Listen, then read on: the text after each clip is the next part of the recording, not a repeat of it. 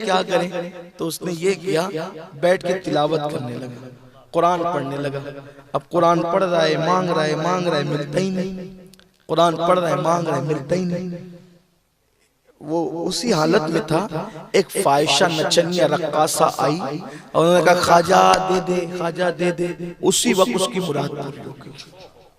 اس کو آیا غصہ، اس نے کیا کیا، قرآن شریف بند کیا، آنکھ میں رکھا اور اپنے دونوں ہاتھ زور سے غریب نواز کی چوکھٹ پہ مارا، زور سے غریب نواز کی چوکھٹ پہ مارا اور کہا خواجہ آپ کی یہاں انصاف نہیں ہے، اتنے دن سے پڑا ہوں، مانگ رہا ہوں، دے دو دے دو دے دو، دیتے نہیں۔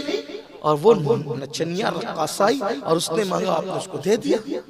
اب یہ کہہ کر جا رہا تھا، دیکھا سامنے سے ایک نورانی چہرے والے بزرگ آئے، ایک نورانی منور چہرے والے بزرگ، اور انہوں نے کہا جناب کہاں کا ارادہ ہے؟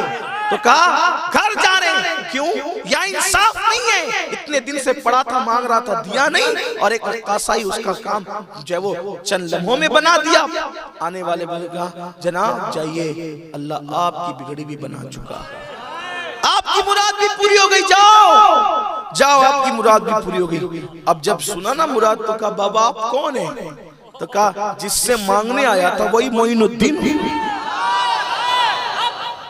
جس سے مانگنے آیا تھا وہی معین الدین ہوں۔ کہا سرکار معاف کریں لیکن یہ بتائیں کہ اتنی تاخیر کیوں ہوئی، اتنی دیر کیوں ہوئی؟ فرمایا نادان تجھے نہیں پتا کہ تو قرآن بہت اچھا پڑھتا ہے، تیری آواز بہت اچھی ہے، جب تو قرآن پڑھ رہا تھا تو میں دینے میں دیر اس لیے کر رہا تھا کہ جتنی دیر کروں گا تو اتنے دن میرے شہر میں رکے گا اور میرے پاس بیٹھ کے قرآن پڑھے گا، مجھے قرآن پڑھنا سننا بہت پسند ہے، اس لیے میں نے دیر کی تھی، مگر نادان تیرے اندر صبر نہیں تھا، لیٹ کرنے میں بھی حکمت تھی کہ تجھے روکنا مضمور تھا کیونکہ تو مجھے پسند ہے، تیری تلاوت پسند ہے۔ فرمایا مگر تو نے تو غصے میں میری چوکھٹ